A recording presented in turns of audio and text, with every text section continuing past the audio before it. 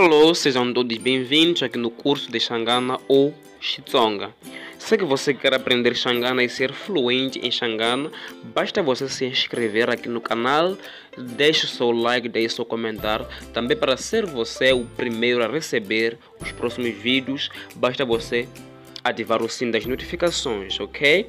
Então, hoje vamos aprender como os verbos são em Xangana. Então, todos os verbos em Xangana, ou seja, qualquer palavra que você sabe que essa palavra é verbo em Xangana, mas que não tem a palavra ku, K-U, que é ku. Então, esse verbo pode ser verbo, mas estar no infinitivo. Como, por exemplo, famba. Famba, que é andar. Já, que é comer. Bula, que é conversar. Minta, que é engolir. Rima, que é lavrar. Sama, que é sentar. Checa, que é rir. Checa, que é cozinhar.